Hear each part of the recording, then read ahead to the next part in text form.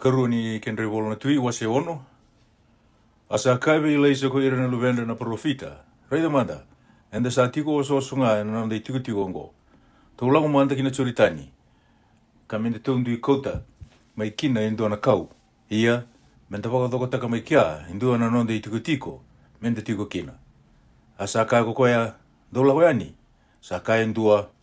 Mai alo vina kamanda. Muni lau wate ki tau na no muni tamata. Sa kai ko koea. Hauna lako ngā. Asa lau wate ke ira ko koea. Ia ni rasa yadu kina tsuritani. Rasa tā kau. Ia ni sa tae oti indoa na kau. Indoa ve ira. Sa lutu ki wai. Na matau. Asa tangi ko koea. Kakaya. Isa nungu turanga. Isa kiringa na matau. Asa kaya na tamata ni kalu. Sa lutu e vei. Asa wakataki lawa ko koea. Na tikina ka lutu kina. Asa tae ko koea. Indoa na tampa ni kau. Kambiuta ki kia. Na sa nawa. Na kau kamea. Asa kai ko koea. Motura da kamanda. Asa nondoka yani na lingana. Latura. Asa wala ke ira na Israeli. Ko tui Syria. Kambose wata ke ira na nona tamata kakaya. Ena tikina waka. Ena tiko kina na nungu tiko tiko ni walu. Asa tala ke vei tui Israeli ko koe na tamata ni klu. Kakaya. Mungaro niko. Mokako ni lago boli ena tikina waka. Nira sa lako somukina na kai Syria. Asa talaki ko tu Israeli kina tikina. Ka tukuna, ka wakasalata ka hua na tamata ni kalu. Ka wakambulai koe mai kia. E se ngai wale ngā ni wakandua se wakarua. Asa rarawa sara na alui tu Syria e na huku ni kaongo. Asa ka divira na nona tamata ka kaiwe ira. Dona senga mbeka ni wakatakila vi yau. Se ko dewi vei kenda sa tota ki koe na tu Israeli. Asa kai ndo ve ira na nona tamata. Sa se ngai nuku turanga na tui. Ia, koe leisa na profita ka tiko ve ira na Israeli. Sa andau tukuna boa na tu Israeli. Na wosa ko sa tahuta lo. E na nomu longi ni mode. Asa kai ko koea. Dola ki reida. Se sa waiwe ko koea. Miu tā laki ka kau tikoe mai. Asa tukuni boa. Sa tiko mai tōdani ko koea. Asa talaki ki a e sona ose. Ka sona ngingi ni walu. Ke ni walu lewu. Arasa lako e nambongi. Kambuku non ruan ni koro. Asa so na mataka na nona dau vingaravi na tamata ni kalou. Ka dhuriani, ka reida. Sa ambuku non ruan ni koro e nei walu. Kena ose, kena ngingi ni walu. Asa kai wana nona dharubu.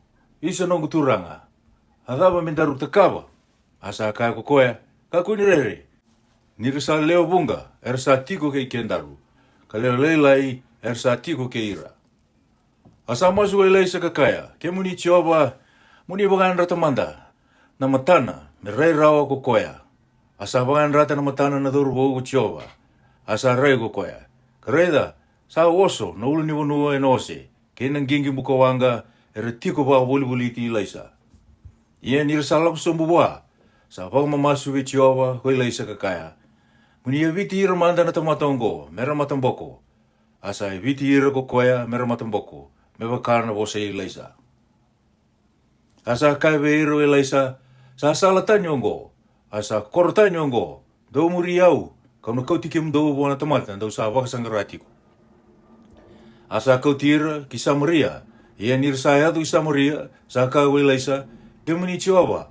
Muni wakan rata na matana na tamata ongo. Mera rei rawa. Asa wakan rata na matana ko tioba. Arsa rei rawa. Ka reida ersa tiko e loma i Samaria. Ia ni sa reidi ira ko tu Israeli sa kai leisa na tamangu. Mewa viti ira ne. Asa kai ko koea. Muka koni e viti ira. Kona e viti ira li ko sa wakamombula taka. E na nomu i sele wau ke na nomu dakai. Mo tau da matana na kakana ke na wai. Mera kana ka ngunu. Kalau koea ni huana nona turanga. Asa da kaba ve ira ko koea. Indua na mangiti lewu. Arsa kana ka ngunu. Asa tala ira ni ko koea. Arsa laku buana nonda turanga. Asa sea ni laku tala mai kina nonda wanua na Israeli. Nonda bima te iwalu na kai Syria. Sa oti na kaongo. Sa wakasongo na wata na nona iwalu tau dhoko. Ko peni e tati. Na tui Syria. Ka laku dhake. Kambuku nonrua ki Samaria. Asa ka lewu. Nandau singa mai Samaria. Ka reida. Sa mbuku tiko nonrua. Ka sa woli taki kina. Indua na ulu ni asa. En siliwa. E walu sanga wulu. Kena deni rube, sa tolu na pendi, e na siliva e lima. Yeni sa lako boli na dela ni bai ko tu Israeli. Sa tangi wa ndua na lewa kakaya. Muni be buke nongo turanga na tui. Asa kai ko koya. Ke wakaya na senga ni buke iko ko chova. Au na buke rarao mai vei. Mai na rei ni sila. Se nai keli waini. Asa kai wa ko koya na tui. O sa bagai vei. Asa kai ko koya. Sa kai vei au na leongo musilia na lubemu. Mendaru kania endai, endaru nangai kania na lubengu e na mataka. Ia ke rawa wakasanga na lubengu. Ka kania, ka wangai kai wai na mataka, musulia na lubemu, mendaru kania. Asa wunia na lubena ko koya. Ia ni sarangodo ko koya na tui na nona bosa na lewa, san dresulaka na nona isulu, asa lako boli ko koya endel ni bai. Asa rea ni ko ira na tamata, ka reida, sa baka isulu, e loma ko koya, e na isulu tanga. Asa kai ko koya, me takataka waka kino ve iau na kalou, ka waka kuritaka, talenga, ke sa toka ve ilaisa na luwe isa fati, na uluna indai. Asa tiko e na wale ko ilaisa, arasa tiko kaya ko ira nangasi, asa talayani endo na tamata na tui, ni sa ambera, ni ado ve koya, na italaki, sa kai ko koya ve ira nangasi, dosa reida, se sengai, ni sa tala na luwe ni ndau ve umatei, koya, me tamusuka na ulungu. Do reida, ni sa lako mai na tamatan do songota na katumba. Kambilingi koe matua mai na katumba. Sa sianga li ni muri koe mai na wandungu ni awana na nono turanga. Niri sa bebo sa kitiko ko ira. Reida, sa lako somu mai na italaki ve koea. Asa kaibua, reida, sa mai ve chioba na dawango. Me wara ki chioba tiko, na buka ni dawa. Wase vitu, asa kaibua ilaisa, torongodo na bosa i chioba. Sa kai wakongo ko chioba, e na mataka. E na ngauni singa wakongo, e na huli taki mai, na mata ni koro, ni Samaria. E ndua na i wakarau manrai nroka. Pinaka e na ndua na sikeli. Ka rua na i wakarau parile, e na ndua na sikeli. Asa hosa mai endo na turanga ka daura vita na lingana. Ko koea, na tui, ka kai wa, na tamata ni kalou, reida. Ke waka sa dakabo ko chioba iso na katumba, mai na loma langi, sa yado raumbeka na kaongo. Asa kai ko koea, reida. Kona kunea na matamu, ia kona sianga ni kanakina. Asa tiko bo leka kina mata ni koro, e lea wana tamata buka. Aratau sa vei kaya ka waka iratou. Adabo enda tau sa tiko kina ike, menda tau mate. Ke waka enda tau kaya, menda tau dhuru kina loma ni koro, sa tiko kina na ndau singa. Ia, enda tau na mate kina. Ia ke waka enda tau na tiko waka dua ike, tau na mate talenga. Iongo, tau ia, tau lago manda. Kina nonre walu na kai Siria. Ke waka na wagambula i kinda tau, enda tau na bula. Ia, ke waka na wagamate i kinda tau, enda tau na matinga. Arto sa wutu, ni sambutu mutau mai walailai, mera lako, kina nonre tiko ni walu na kai Siria. Arsa yado sara kina yala, ni nonre tiko ni walu na kai Siria. Kareda, sa sianga indo na tamata mai kia. Ni sa wakala rorongo taka, ve ira na walu ni Siria, ko koe na turanga. Na rorongo, ni gingi ni walu, ke na rorongo ni osi. Iyo, na rorongo ni walu lewu. Harsa vei kayaka wakata ki ira. Reida, ko koea na tui Israeli. Sa woli ira tau na nona tui na itaiti. Ke ira tau na nona tui. Na kai chipita.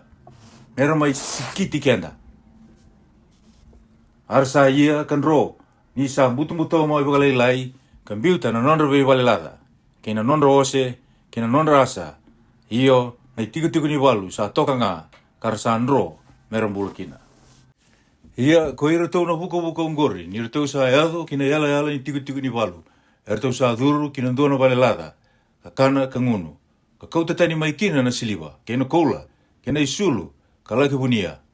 Ia, ira tau sa lesu tale, ka dhuru kina ndona tani na walelada, ka kauta tale nga mai kina, ka laki bunia.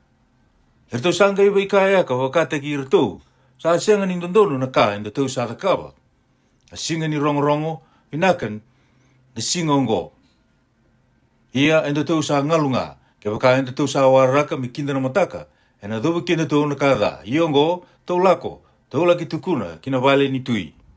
Ara tau sa lako, kakadiwi ira tau na e wakatawa, mai na mata ni koro. Ara tau sa tukuna vira tau, kakaya, ke tau alako, kina nonre tiko ni walu na kai Siria. Kareda, sa senga na tamata sa tiko kina. Sindoa na domo ni tamata, karorongo. Asa noka tu ngā na ose, ka noka na asa kena vivale lada, sa toka ngā. Ia ko ira tau maina matamata ni koro, ira tau sa kadhi. Ira tau sa tukuna ki ve ira ena vale ni tui. Asa anduru dhaki na tui, ena bongi, ka kai ve ira tau na dau vengaravi, ona wakatakila ve ke mundou na ka ira sa dhakawa ve kenda, ko ira na kai siria. Ira sa kila, ninda sa via kana, ira sa lakotani, kina mai nei tiku ni walu.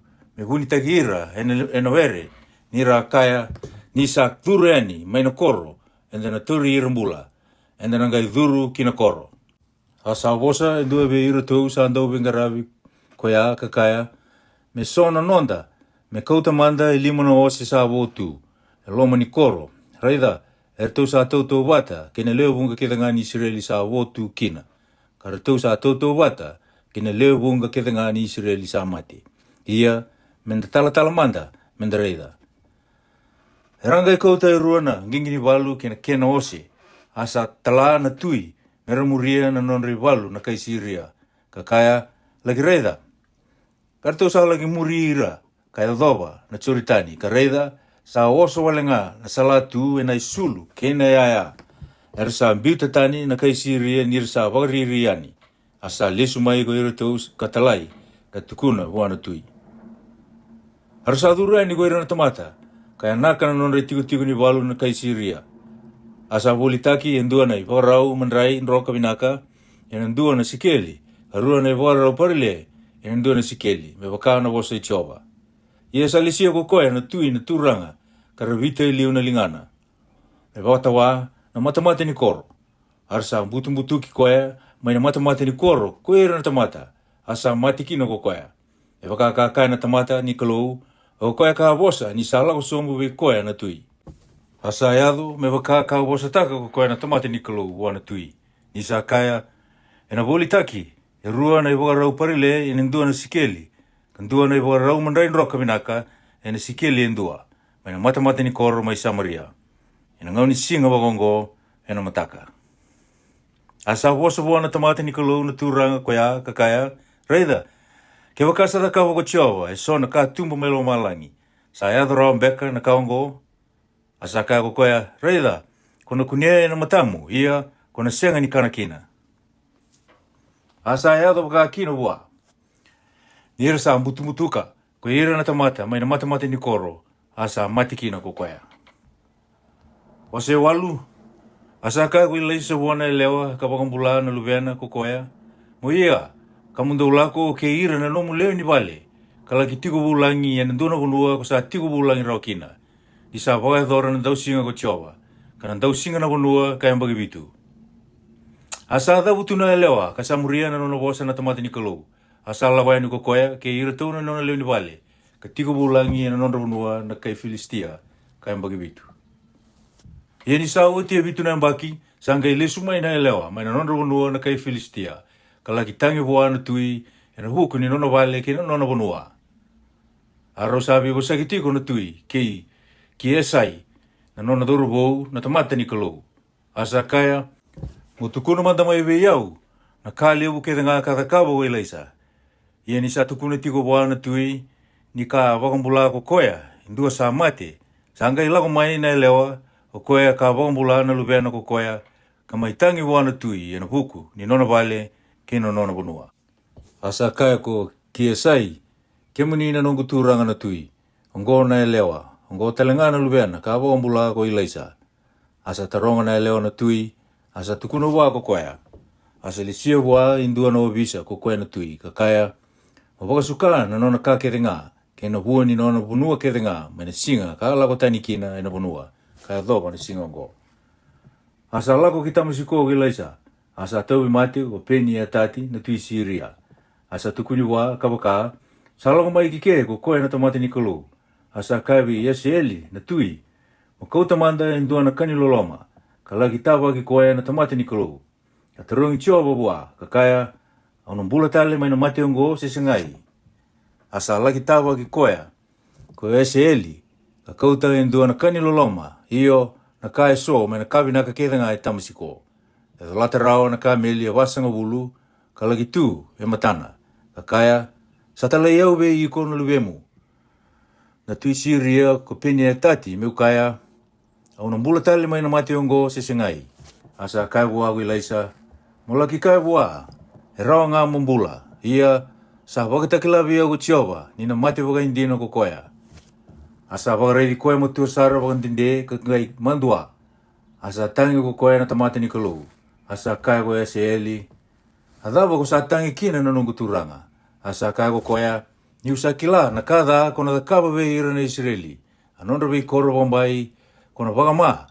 Ke ira na nondra torubou. Kona wakama tea na Israeli wau. Ke ira na nondra ngoni lalai. Kona boto lagi ira wakalalai. Katawai ira na nondra lewa. Era sambu keti tu. Asa kai ko ese eli. Au sa kuli imbega ko iau. Nomu tamata, meu ki taka na kali bongo, asa kai ko ilaisa, sa wakatakilawi iau ko chiawa, ni kona tui siria.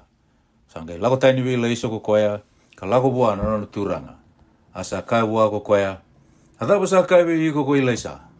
Asa kai ko koea, sa kai we iau ni kona mbula waka indina. Ia, ena motaka, sa kauto ko koea na tutuwi, ka toni sua ena wai, ka te buka kina matana, asa mati kina. Asa tui ko ese eli, me kene isosomi.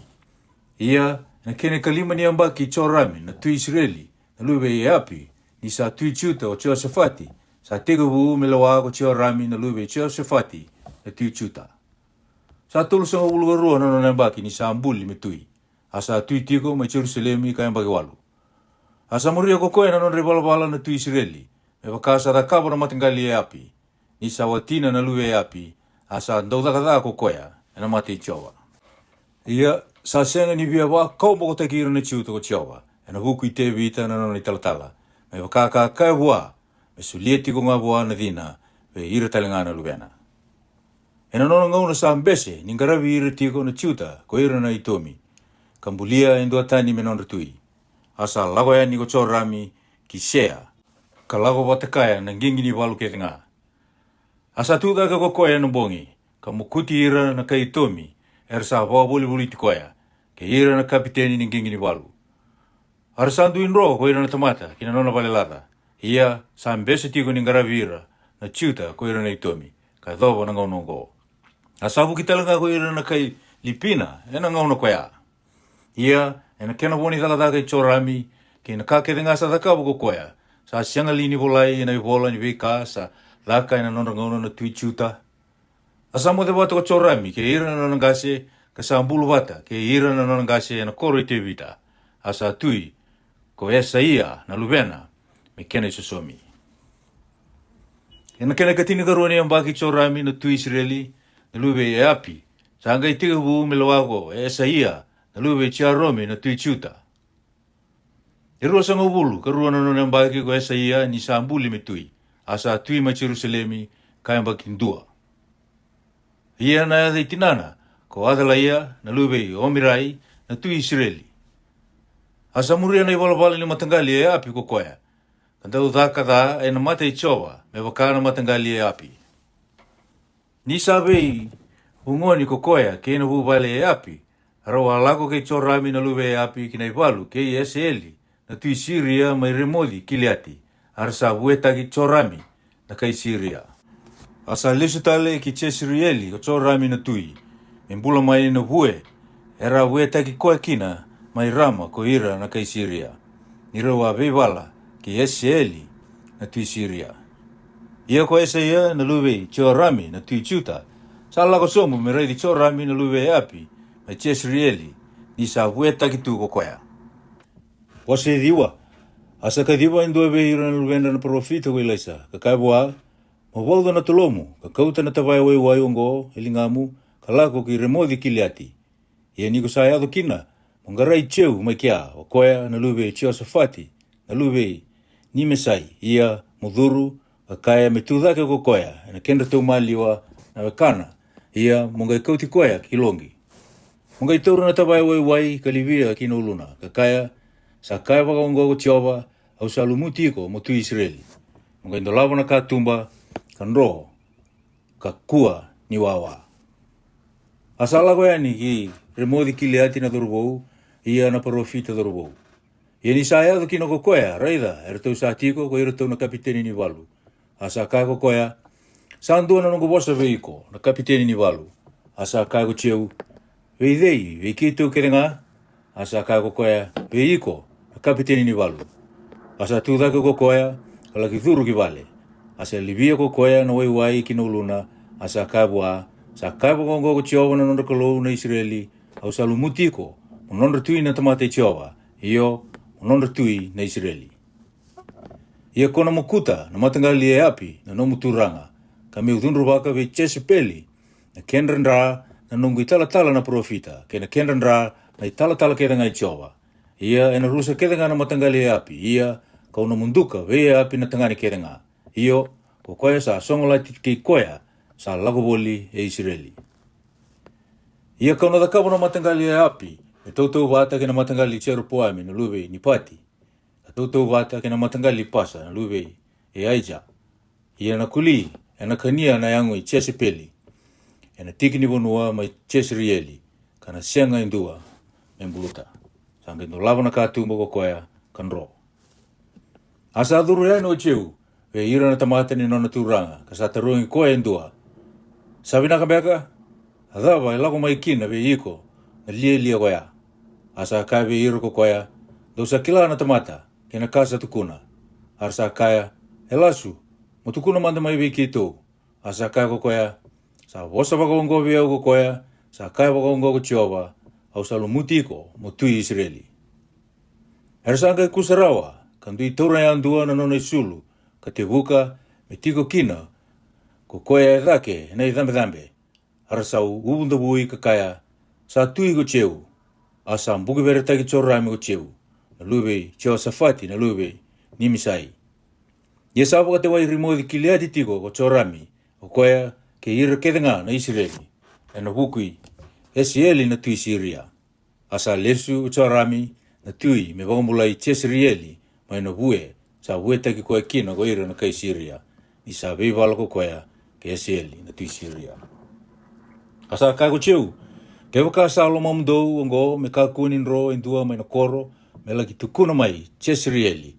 Asa vondo en gingi waka turanga ko cheu, ka lako ki Jezreeli, ni sa koto mai kiri ko chorami. Asa ala ko sumbu mai me rei di chorami ko Esaia na tui chuta. Asa tu na iwa tawa yan dela ni vale de dere mai Jezreeli. Asa kunia na iwa koso i cheu ni sa lako tiko mai. Asa kaya au sa rei da indo na iwa koso. Asa kaya ko chorami me talai manda indo na tamata sa dawa bondo osi me tawa gira. Ka me taronga sabi na kabeka. Asa lako koea sa bondo osi me tawa ki koea. Asa kaya sa taronga wakongo na tui. Sabi nakambeka, asa kaya ko cheu, adhawa mino mukina na binaka, mo lako kinda kungu. Asa tukuna na ibakatawa, kawaka, sa yado be ira ko koea katalai, asa sianga ni lesu talemai. Asa tala indua tale sa bondo ose, asa yado be ira, kakaya, sa taronga wakongo na tui, sabi nakambeka, asa kaya ko cheu, adhawa mino mukina na binaka, mo lako kinda kungu. Asa tukuna na ibakatawa, kakaya, sa yado be ira ko koea, ka sianga ni lesu tale mai. Ia, na nona wakadidi ose, sa wakana nona wakadidi ose, ko cheu, na makumbui, ni misai, ni sa lako wakatotolo sara. Asa kaya ko chorami, do warau, arsa warau taka na nona gingini walu. Arau sa antui lako yani, na nona gingini walu ko chorami na tui Israeli, ke Esaia na tui chiuta, mero laki tawa ki cheu. Arau sa tawa ki koea, na sana ni ne podi, kai Jezreeli. Ia ni sa rei di cheu ko chorami, sa kaya, sa vinaka mbeka cheu, asa kaya ko koea, atapa mo vinaka kina, ni sa bunga sara na dautanga ni Jezebeli, na tinamu, kina nona i wala waka te woro. Asa hugeani o chorami kanro, ka kaya ve Esai, sa andua na vere, Esaia. Asa taura na da kaya lingana ko cheu, ka vanai chorami, ena madhawa ni tambana. Asa lauta na utona ng sau, kambasi kasarani. Asa mbali ko koea, e loma ni nonang gingini walu. Sangay kaya ko koea be pitika, na nona turanga ni walu, mo labeta dake, kamembiuti koea kine tiki ni vonua ni ne podi na kai Jezreeli, mo na numa ni sa lewago Jehova, meado wa na kale wongo, indarua vondo lako wate tiko, ka murie e api na tamana. Nisa kai ko Jehova, hawa kunea waka indina no anandra ine podi, ke ina kenda tau ndra na luvena. Ia, kauna soma be iko ina tikino ongo, sa kai ko Jehova. Ia ongo, molawe tadake, kama mbiuti koya kine tikino koya, mewa kana nona vosa i Jehova. Ia ni sarai dongo wesa ia na tui chuta, san rogo koya ina sala ni vale ka tu ina were. Asa didi muri koya ko cheu, kakaya domo kuti koya talanga ina ngengini walu. Arsa kitaka ina sala ko taki kuri. Koya sa vole ka ki ipili ami. Asan rogo koya ki mi kito ka matikina. Asa kauti koya ki Jerusalemi, ko ira na nona tamata ina ngengini walu. Ka mbuluti koya bata ke ira na nona gase ina nona imbulumbulu, maina koro i te vita. Ia na kene katini kantua ne mbaki i chorami na luwe e api, sa tegu bume loa mai uchuta, ko esa ia. Ia ni salaku ki Cheserieli o cheu, sarongoda o Chesipeli, asa ngumuta rua na matana, ko koea, ka wakai huku kutaka na uluna, ka hiro mai na katumba e dake. Ia ni sa dhuru tiko na matamata ni koro o cheu, sa kai ko koea, sa vinaka li simirai, ko iko sa waumatea na nomuturanga, asa tada ke waka, kina katumba e dake, asa kaya, ko dei sa totaki au, ko dei, asa i rovi koea e le rua, se le tolu, na mate ni bonua. Asa kaya ko koea, do mbiuti koe sombu, arsa mbiuti koe sombu, asa sika dake na nonandra, kina mbai, kina hosi talenga, asa mbutu ki koea ko koea. Asa duru ko koea, kakana ka ngunu, asa kaya, do lagi reida na lewango, sa vuni da lewu, kambuluta, ni sa lube ni tui ko koea. Arsa lagi mbuluta, arsa kunea walenga, e sona tikina, nonanga buka boka, kina yavana, kina ngete nilingana. Arsa alisutale, ka tukuna bua. Asa ka ko koea, ngona bosa i chova, ka bosa taka ko koea nangusi ilaisa, na kaiti sipa, na nona italatala. Ni sa kaya, ena kania na leo i Chesipeli, ko ira na kuli, ena tikini bonua, mai Cheserieli. Ia na yango i Chesipeli, ena waka na deni manu, ena ndela ni bonua, ena tikina mai Cheserieli, ena na senga ni kaira o kina, ongo ko Chesipeli. Wasi chini, asa le bitu sama bulu na lubena tangani ko yapi, mai Samaria. Asa volai sone volo cheu, ka wakau taki Samaria, ve ira sa turanga mai Cheserieli, ke ira nangase, ke ira ka susungi ira na lube yapi. Asa kaya, ia ongo, isa ya do beke mundo na volongo, isa tiko beke mundo ko ira na lubena na mundo turanga, sa tiko talanga beke mundo, ngingini walu, kena ose, kena koro bakambai, kena ya rangi ni walu. Dongara iko esa vinaka kan donu mai be ira na lubena, na no mundo turanga. Wakati kora, ena tiko wa turanga itamana, kapala ena buku ni nona matangali na no mundo turanga. Arsa rere wakali usara, kakaya, reida, reusa asyanga ni turawa, matana, ele rua na tui, ia, enda na tunde wakai bei. Arsa talagi bei chiu, ko koya salewa na vale, ke koya salewa ena koro, ke ira nangase, ke ira kasusungi ira nangone. Asa kaya, ke mami sa no munita mata, ia, ke mami na takawa na kake denga, ko nina wakarota, we ke mami na sianga ni mulia indo na tui, muni kita ka ngana ka, ebinaka we ke muni. Sangay bola tali we ira ko koya indo na ibola kakaya, ke wakando sa tota ki au, kando na waro rongo, kina nongo bosa, mudo taura na ulunda na lube no mudo turanga, kalago mai we au ki Cheserieli, ena mataka, ena ngau ni singa wawongo. Ia ko ira na lubena na tui, era sa leo vitu sama bulu na tamata, era sa tiko ke ira na turanga ni koro, era sa susungi ira.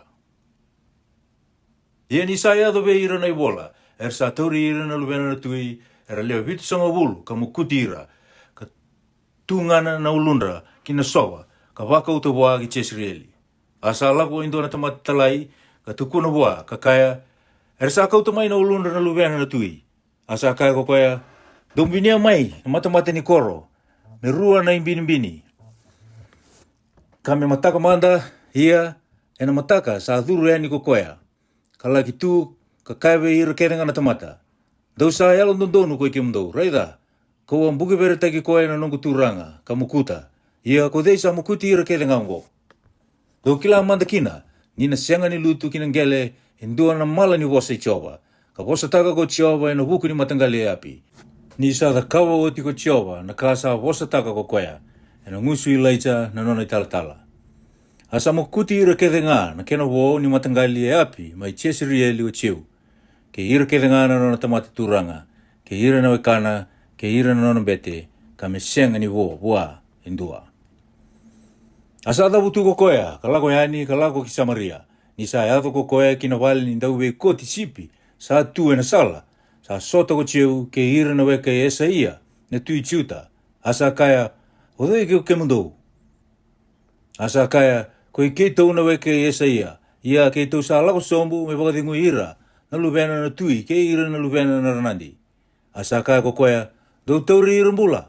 Arsa tauri ira mbula, ka waumatei ira mai na keluai, mai na wale ni dauwe koti sipi, era lewe basanga hulu ka rua na tamata, ka senga ni waumbula indua veira. Ia ni sa lako tani mai keri ko koea, sa lako ki sota, ke tiona tapi, na luwe ira kapi, ni sa mai taba ki koea. Asa we kintawa ki kaya ka kaya wa, sandondonu, na lomu me waka, sandondonu we iko na longu sesengai. Asa kaya ko tiona tapi, sa waka kina, asa kaya ko cheu, ke waka sa waka kina, mendaru lululu. Asa lululu kaya, asa kauti koea dhake, kina ngengi ni turanga. Asa kaya ko koea, daru lako bata, mo reida na nongu ngumu tua, me utota ki Jehova. Asa wabundo ki ko koea, kina ngengi ni turanga. Asa lako ki Samaria ko koea, ka mukuti ira kethenga na kena wo, ne e api, mai Samaria. Ka me waka o tia sara, me wakana wosa I Jehova. Ka wosa taka, ko koea vei leita. Asa waka songo ni rawata na tamata kethenga ko chiu, asa kai vei ira, sangaravi pe ali waka leilai ko e api. Ia, enangaravi koea walevu ko chiu. Iongo, do kadibi ira kethenga mai vei au, na parofita I pe ali, ke ira kethenga na tamata sangaravi koea. Ke ira kethenga na nona bete, me kakua ni ali endua. Ni sa ndua na isoro levu me dakawa vei pe ali. O koea saya likina, ena senga ni mbula. Kesa kita ka bagelawa ke ngā ko chiu, ni sa na kita, me wa kaumbo ka teke ira na ngaravi pe ali. Asa ka ko chiu, do kadi waka matna endua na songo ni tambu, ena wuku I pe ali. Arsa kadi waka, asa talagi ko chiu ke Israeli tau doko. Arsa lako mai ko ira kethenga, arsa ngaravi pe ali. Asa senga ni wo endua na tamata, sa senga ni lako kina. Arsa turumu na mbure kaloi pe ali, asa oso na mbure kaloi pe ali, ena veiti kina kethenga. Asa kaya ko koea wua sa lewana wale ni sulu, mo kauta mai na isulu, me rau tira kethenga era sangaravi pe ali.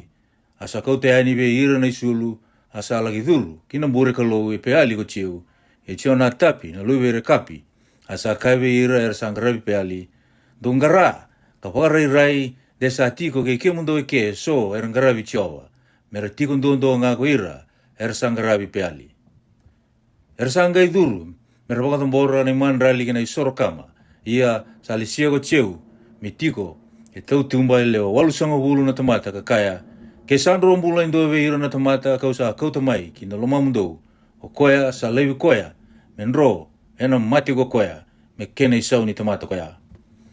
Ia ni resa wakatambora o tina isoro kama, sa kaya ko chiu, ve ira na wakatawa, ke ira na turanga ni walu, do dhuru, do mukuti ira, me kakua ni dhuru ki tumba indua. Arsa wakamate ira na isele wau, asa beauty ira ki tumba, ko ira na wakatawa, ke ira na turanga ni walu, kangai lako yani kina rara, mai na mbure kaloi pe ali. Arsa kauta ki tau tumba, na vei matakau mai na mbure kaloi pe ali, ka wakama. Arsa mbosuka na matakau pe ali, ka mbosuka na mbure kaloi pe ali. Kalisia, me vale ni benu, ka yadhowa na singongo. Asa wakarusa pe ali ko chiu, mai vei ira na Israeli. Ia, sa senga ni mundu, ni muria ko chiu, e wala dha I cheru puami na luwe ni pati. A koea, ka wakai wala dha te ki ira na Israeli. Iyo, na luwe ni pulumakau kola, ka tu mai pedeli, ke itani. Asa kai vi chiu ko Jehova, niko sa dhaka vinaka, niko sa ia na ka, sandondonu vi au, ka niko sa kitaka, kina matangali e api. Me wakara ka kethenga ka tu elamangu. E na tiko na lubemu, e na tiko wakaturanga ni Israeli, ka dhawa na kena ikawani tamata. Ia sa senga ni na numu o chiu, me muria na wuna o Jehova, na nonra kalou na Israeli, e na lona tau dhoko. Sa senga ni mbiuta na wala dha I cheru puami, o koea, ka wakai wala dha te ki ira na Israeli. E na ngono koea, sa wakatiko wukina ko Jehova, me wakalele I te ki ira na Israeli, asa mukuti ira ko Israeli, na yala ke nga ke Israeli. Mai na choritani kawaka kinatu idake, no honua tau dhoko ko kiliati, ko ira na kata, ke ira na rupeni, ke ira na manasa, mai aro eri o koea, sa wole aka kina udhiwai ko eri noni, iyo ko kiliati ke pasani. Ia na kena woni daga I chiu, kina kake de nga sa dakawa ko koea, kina nonanganga ke de nga sa sianga lini wolai na iwola ni weika sa daka, ina nonanganga na tu Israeli. Asa mode wate ke ira nonangasi ko chiu, asa mbulu mai Samaria, asa tui, ko chio asi, na lubena, kena isosomi. Ia, nangona sa tui Israeli kina mai Samaria ko chiu, sa ambaki rosanga wulu, kawalu. Ameni.